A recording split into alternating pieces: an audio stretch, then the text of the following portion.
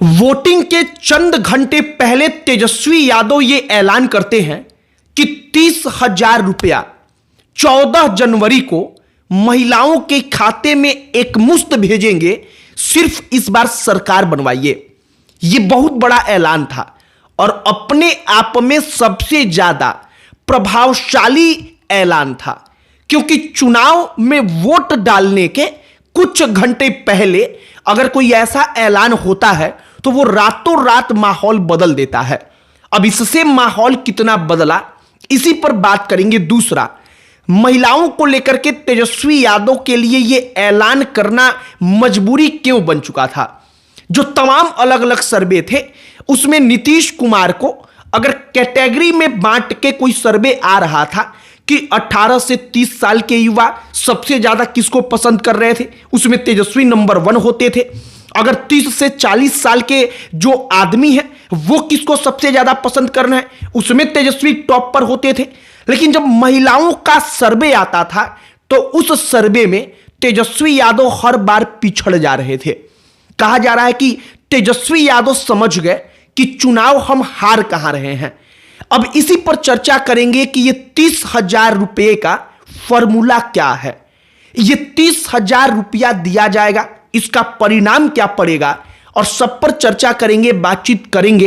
लेकिन आगे बातचीत करने से पहले हमारा नमस्कार स्वीकार करिए। हमारा नाम मोहित कुमार सिंह है। सबसे पहले तेजस्वी यादव ने जो ऐलान किया है 30,000 एक मुश्त रुपया, वो 30,000 रुपया उसी माई बहिन योजना का होगा जिसके अंतर्गत तेजस्वी ने कहा था कि 2,500 रुपया हर महीना हम हर महिला के खाते में भेजेंगे।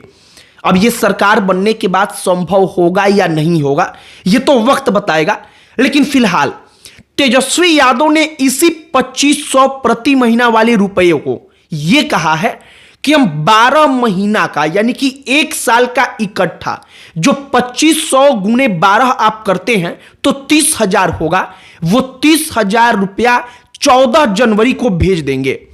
अब ये 14 जनवरी का दिन तेजस्वी यादव ने 14 इसलिए बोला जिससे कि ज्यादा विश्वास झलक पाए, लोगों को एक दफा सुनकर ही लग जाए कि 14 जनवरी को 30,000 आने वाला है। अगर हम वोट दे देंगे तेजस्वी को तब, इसे आप साइकोलॉजिकल फैक्टर कह सकते हैं।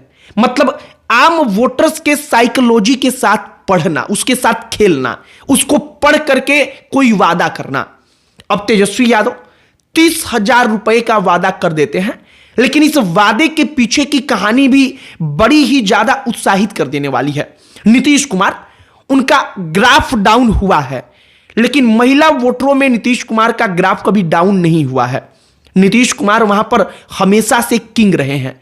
इस बार के चुनाव में भी महिलाओं की पसंद का तमाम सर्वे उठा लीजिए, वहां पर नीतीश कुमार और एनडीए ऊपर रहते हैं।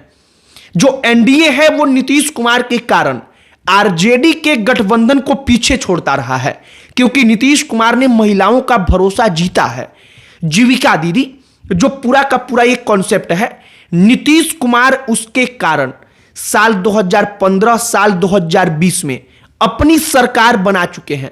ये बड़े बड़े राजनीतिक विशेषज्ञ कहते हैं जो जीविका दीदी हैं वो नीतीश कुमार के लिए खुद अपने स्तर पर गांवों में घूमकर वोट मांगने लगती हैं, क्योंकि उनको लगता है कि नीतीश कुमार नहीं रहेंगे तो हमारी दुर्गति हो जाएगी। अब तेजस्वी यादव इस बात को समझ चुके हैं कि जो 1-2% वोट हर चुनाव में इसके कारण हम हारते हैं वो इन्हीं महिलाओं का है। वो महिलाएं अब भी तैयार नहीं है हमको स्वीकार करने के लिए, और कहा जा रहा है कि इसीलिए 30,000 रुपया एक मुश्त हम आपको देंगे 14 जनवरी को। एक डेट के साथ इसको वादा किया गया पब्लिक में आकर, सिर्फ और सिर्फ महिलाओं का भरोसा जीतने के लिए। अब महिला वोटर्स कितना भरोसा करेंगी, कितना वोट देंगी, ये तो वक्त बताएगा, लेकिन अब भी नीतीश कुमार वहां पर आगे हैं। एक और बात कहा जा रहा है कि शायद ये जो 30,000 रुपए का जो पूरा का पूरा वादा रहा वो इसलिए हुआ क्योंकि नीतीश कुमार ने चुनाव के पहले महिलाओं के खाते में 10-10 हजार रुपए भेजा और अपने चुनावी सभा से इस बात का घोषणा किया कि ये रुपया कभी आपको वापस नहीं करना होगा। मतलब आपसे सरकार वापस लेगी ऐसी कोई बात नहीं है। हमने दे दिया है, हम सत्ता में आएंगे तो आपसे वापस नहीं लिया जाएगा।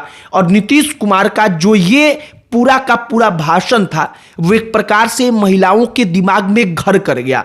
उसने जगह बना ली कि इसीलिए नीतीश कुमार को फिर से वोट देना है और उसी चीज को काटने के लिए, उसी का काट तेजस्वी यादव ने यह ढूंढ कर निकाला कि 2500 रुपए प्रति महीना का हम वादा कर रहे हैं।